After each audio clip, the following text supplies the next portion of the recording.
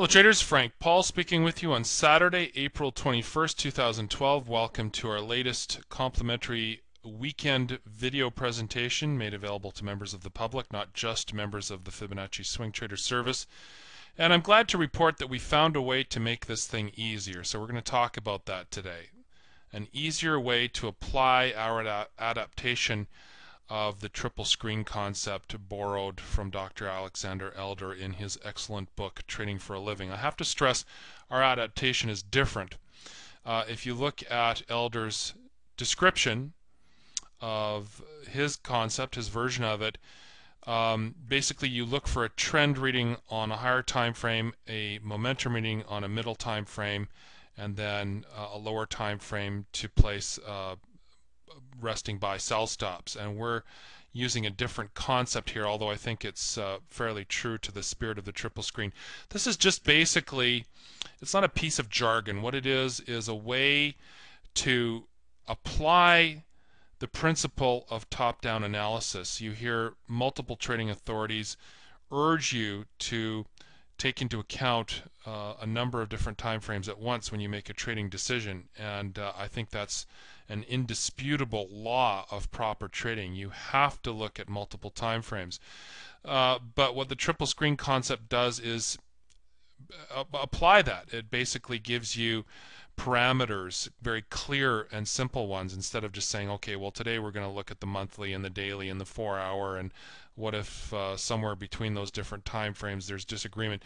What we're saying here is that we've got specific rules or parameters where we find a clear momentum reading. So that is the whole point of applying this idea, which we call the triple screen, in honor of Dr. Alexander Elder, who basically devised it.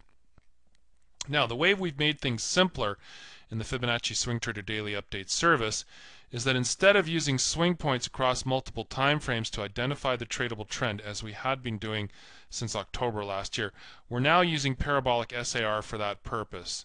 We still reserve swing points for useful purposes, confirming market flow, for example. If you want to see a progression of higher highs and lows or lower lows and highs, the best way to outline such a progression is with swing points. And also they are absolutely indispensable for drawing Fibonacci retracements. Okay, so we still incorporate swing point analysis. I don't want to lead anybody astray here in suggesting that we've somehow done away with the need for those. It's still a very important chart element to take into consideration. It's just that the momentum reading we're looking for, as well as the entry trigger on the lowest time frame, is all based on parabolic SAR readings. The advantages of this refinement primarily are as follows. Parabolic SAR as a reversal signal happens in real time. Okay, this is very important to understand.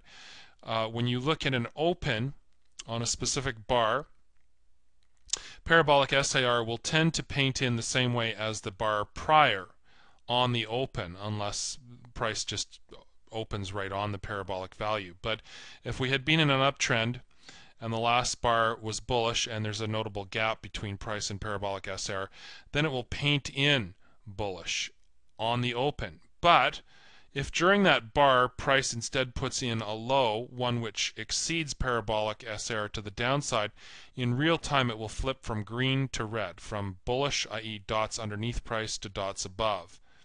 And again, that's a real-time signal. You do not have to wait for the candle close.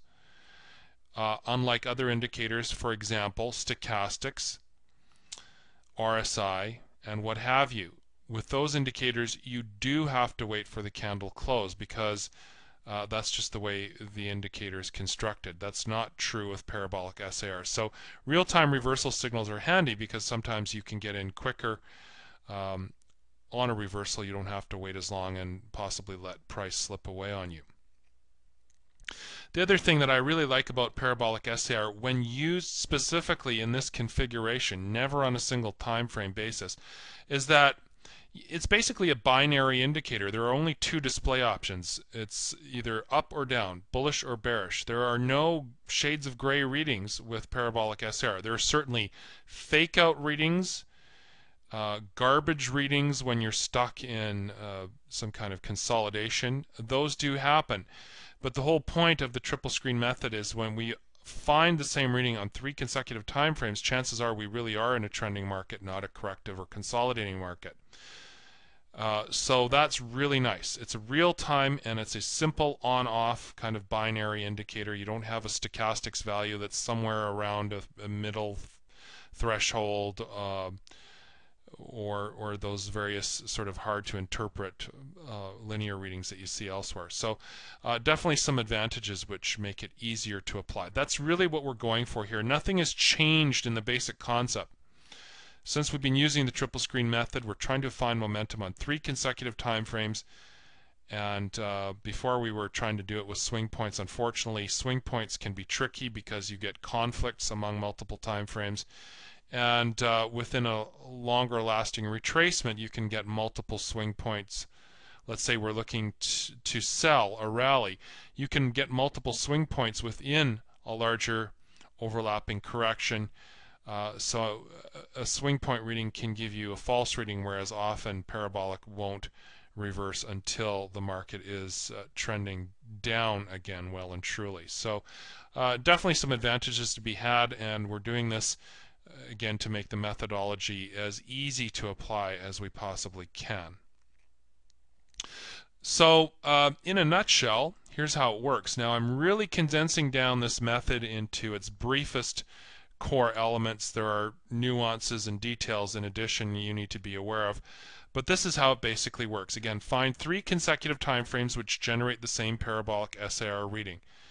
Dots appearing above price bars on all 3 of those time frames constitutes a bearish momentum reading. We're looking to sell a rally on the next lower time frame. Parabolic SAR dots appearing below price constitutes a bullish momentum reading. Then we drill down to the next lower time frame and find evidence of a low-level correction denoted by a contrarian parabolic SAR reading on that time frame. So if we're looking for a day trade, let's say a day trade long, we'll find parabolic SAR dots below price on all of the daily 4-hour, 1-hour charts. That means we drill down to the 5-minute chart looking for a bearish parabolic reading on that time frame. And we apply a little bit of basic market flow, market structure analysis to say, yep, that reading does look like it outlines a correction. And then once that correction's finished and parabolic SAR flips from red to green, then we've got a reading that extends not to 3 time frames but 4, and that in turn constitutes a perfect entry to the trade. So when the contrarian parabolic SAR reading on the lowest time frame flips into alignment with the triple screen reading, after the fractal retracement, you have a potential entry trigger. That's the concept in brief. Of course, details about where to put a stop, a limit exit, all that sort of thing are dealt with separately.